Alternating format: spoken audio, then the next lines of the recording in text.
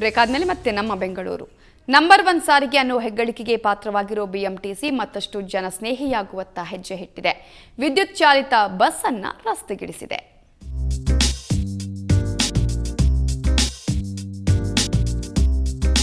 City ಬಸ್ಗಳಿಗೆ diesel ಹಾಕಿ ನಷ್ಟ ಅನುಭವಿಸ್ತಾ ಇರೋ ಬಿಎಂಟಿಸಿ ಈಗ ಎಲೆಕ್ಟ್ರಿಕ್ ಬಸ್ನತ್ತ ಚಿತ್ತ ಹರಿಸಿದೆ. ಚೀನಾದ ಯುಟೋಪಿಯಾ ಆಟೋಮೇಷನ್ ಕಂಪನಿಯ ವಿದ್ಯುತ್ ಚಾಲಿತ ಬಸ್ ಅನ್ನ 3 ತಿಂಗಳು ಪ್ರಾಯೋಗಿಕವಾಗಿ ನಗರದಲ್ಲಿ ಓಡಿಸೋದಕ್ಕೆ ಮುಂದಾಗಿದೆ. 2 ಕೋಟಿ ಬೆಲೆ ಬಾಳುವ ಈ ಬಸ್ ಕಾಡುಗೋಡಿ ಮಾರ್ಗವಾಗಿ ಮೆಜೆಸ್ಟಿಕ್ಗೆ ಸಂಚಾರ ಪ್ರಾರಂಭಿಸಿದೆ. ಸ್ವಲ್ಪವೂ ಹೊಗೆಯುಗಳದ ಪರಿಸರ ಸ್ನೇಹಿ ಎಲೆಕ್ಟ್ರಿಕ್ ಬಸ್ ಸಂಚಾರಕ್ಕೆ ಸಚಿವ ರಾಮಲಿಂಗಾರೆಡ್ಡಿ ಚಾಲನೆ ನೀಡಿದರು. ನಮ್ಮ BMTC ನಮ್ಮ ಕಾರ್ಪೊರೇಷನ್ಸ್ ಅಂತಲ್ಲ, ದೇಶದ ಎಲ್ಲ ಭಾಗದಲ್ಲೂ ಕೂಡ ಇದು ಅನುಕೂಲ ಆಗುತ್ತೆ. ಅತಿ ಹೆಚ್ಚು ಪೊಲ್ಯೂಷನ್ ಇರತಕ್ಕಂಥದ್ದು ನಮ್ಮ ಬೆಂಗಳೂರು ನಗರ. ಇವತ್ತು CNG ಬಂದ ಮೇಲೆ ಡೆಲ್ಲಿನಲ್ಲಿ ಪೊಲ್ಯೂಷನ್ ಕಡಿಮೆ ಆಗಿದೆ. ನಮ್ಮಲ್ಲೂ ಕೂಡ CNG ಮತ್ತು ಎಲೆಕ್ಟ್ರಿಕ್ ಬಸ್ಸಸ್ ಬಂದರೆ ಪೊಲ್ಯೂಷನ್ನು ಕೂಡ ಕಡಿಮೆ ಆಗುತ್ತೆ. ದೇಶದ ಮೊದಲ ಎಲೆಕ್ಟ್ರಿಕ್ ಬಸ್ನ ವಿಶೇಷತೆ ಏನು ಬನ್ನಿ ನೋಡೋಣ. ವಿದ್ಯುತ್ ಚಾಲಿತ ಈ ಬಸ್ 100% ಪರಿಸರ ಸ್ನೇಹಿ. 6 ಗಂಟೆ ಚಾರ್ಜ್ ಮಾಡಿದ್ರೆ ಸಾಕು 250 ಕಿಲೋಮೀಟರ್ ಓಡುತ್ತೆ. ಈ ಬಸ್ನಲ್ಲಿ ಗೇರ್ ಬಾಕ್ಸ್, ಆಯಿಲ್ ಸಿಸ್ಟಮ್ ಇಲ್ಲ.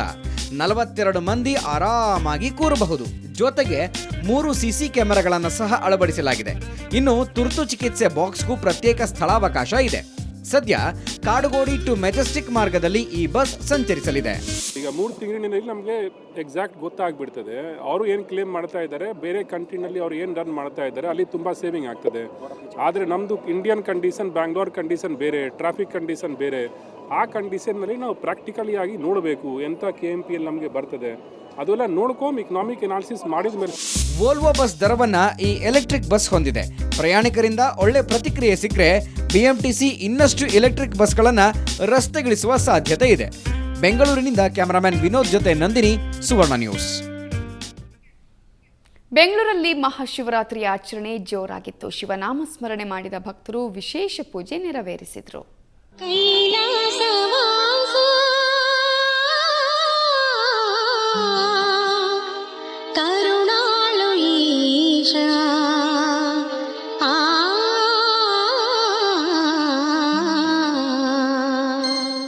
ಮಾಘ ಮಾಸದ ಶುಭ ದಿನವಾದ ಇವತ್ತು ಎಲ್ಲೆಲ್ಲೂ ಶಿವನಾಮ ಸ್ಮರಣೆ, 3 ಲೋಕದೊಡೆಯನಿಗೆ ಅದ್ಧೂರಿ ಆರಾಧನೆ. ಶಿವಭಕ್ತರು ಶಿವರಾತ್ರಿಯಂದು ಉಪವಾಸವಿದ್ದು ಜಾಗರಣೆ ಮಾಡಿದರೆ ವಿಶೇಷ ಪುಣ್ಯ ಲಭಿಸುತ್ತೆ ಅನ್ನೋ ಪ್ರತೀತಿ ಇದೆ. ಹೀಗಾಗಿ ಉಪವಾಸ ಮಾಡಿದ ಭಕ್ತರು ಶಿವ ದೇಗುಲಕ್ಕೆ ಹೋಗಿ ಬಿಲ್ವಪತ್ರೆ, ತುಳಸಿ ಅರ್ಪಿಸಿ ಪುನೀತರಾದರು.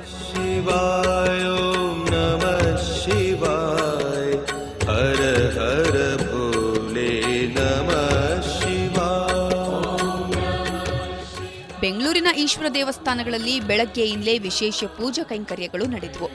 ಹಳೆ ಏರ್ಪೋರ್ಟ್ ರಸ್ತೆಯಲ್ಲಿರುವ ಕೆಂಪು ಪೋರ್ಟ್ಗೆ ಭಕ್ತ ಸಾಗರವೇ ಹರಿದು ಬಂದಿತ್ತು.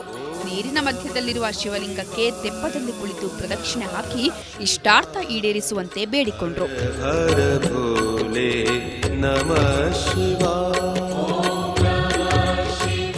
ಆದರೆ ತೆಪ್ಪದಲ್ಲಿ ಕುಳಿತು 1 ಸುತ್ತು ಬರಲು 500 ರೂಪಾಯಿ ಶುಲ್ಕ ನಿಗದಿ ಮಾಡಿದ್ದು ಸಾರ್ವಜನಿಕರ ಕೆಂಗಣ್ಣಿಗೆ ಗುರಿಯಾಯಿತು. ನಂತರ ಇದನ್ನ ಉಚಿತ ಅಂತ ಘೋಷಿಸಲಾಯಿತು. ಇವತ್ತು ತುಂಬ ಸ್ಪೆಷಲ್ ದಿವಸ, Mahashivratri is a day of gratitude. ಅಲ್ಲಿ ಮಾನಸ ಸರೋವರನಲ್ಲಿ ಆಭಾರ್ ಪರಿಕ್ರಮ ಮಾಡಿದೆ, ಒಂದು ಚಿಕ್ಕ ಬೋಟ್ ಮಾಡಿದೆ. Actually first we thought we are charging some money, ನಾವು ವಿ ಮೇಡ್ ಇಟ್ ಫ್ರೀ. ಏನಕ್ಕೆ ಎಲ್ಲ ಹೋಗಲಿ, ಬಿಕಾಸ್ ಫ್ರೀ ಆದರೆ ತುಂಬ ರಶ್ ಆಗಿದೆ, ಕ್ರೌಡ್ ಆಗಿದೆ. ಬಟ್ ವಿ ಹ್ಯಾವ್ ಡಿಸೈಡೆಡ್ ನಾವು ಫ್ರೀ ಮಾನಸ ಸರೋವರನಲ್ಲಿ ಬೋಟ್ನಲ್ಲಿ ಗೋಯಿಂಗ್ ರೌಂಡ್. ಹೆಬ್ಬಾಳದಲ್ಲಿ ಬ್ರಹ್ಮಕುಮಾರಿಸ್ ಸೇವಾಶ್ರಮ 35 ಅಡಿ ಎತ್ತರದ ಕೇದಾರೇಶ್ವರ ದೇಗುಲದ ದರ್ಶನ ಮಾಡುವ ಅವಕಾಶ ಒದಗಿಸಿತ್ತು. ವಿಶೇಷ ಅಂದ್ರೆ ದೇಗುಲದ ಒಳ ಹೋಗುತ್ತಿದ್ದಂತೆ 12 ಲಿಂಗಗಳ ದರ್ಶನವಾದ್ರೆ ಹುತ್ತವನ್ನ ಆವರಿಸಿ ಹೆಡೆಬಿಚ್ಚಿ ನಿಂತಿರುವ ನಾಗರ ಹಾವುಗಳು ಜೊತೆಗೆ 108 ಶಿವಲಿಂಗಗಳು ಭಕ್ತರ ಗಮನ ಸೆಳೆಯುತ್ತಿತ್ತು. ಸೊ ಈ ಪ್ರತಿ ವರ್ಷದ ಹಾಗೆ ನಾವು ಪ್ರಜಾಪಿತ ಬ್ರಹ್ಮಕುಮಾರೀಶ್ವರಿಯ ವಿಶ್ವವಿದ್ಯಾಲಯ ವತಿಯಿಂದ ಈ ವರ್ಷವೂ ಸಹ ಪುರಾಣ ಇತಿಹಾಸದಲ್ಲಿ ಪ್ರಸಿದ್ಧವಾಗಿರುವಂಥ 12 ಲಿಂಗಗಳಲ್ಲಿ ಅದರಲ್ಲೂ ಸಹ ಕೇದಾರ ಲಿಂಗೇಶ್ವರವನ್ನು ನಿರ್ಮಾಣ ಮಾಡಲಾಗಿದೆ.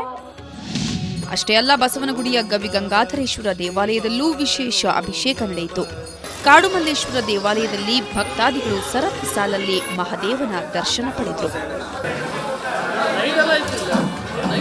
ಎಲ್ಲೆಡೆ ಮಹಾಶಿವರಾತ್ರಿ ಸಂಭ್ರಮ ಜೋರಾಗಿತ್ತು.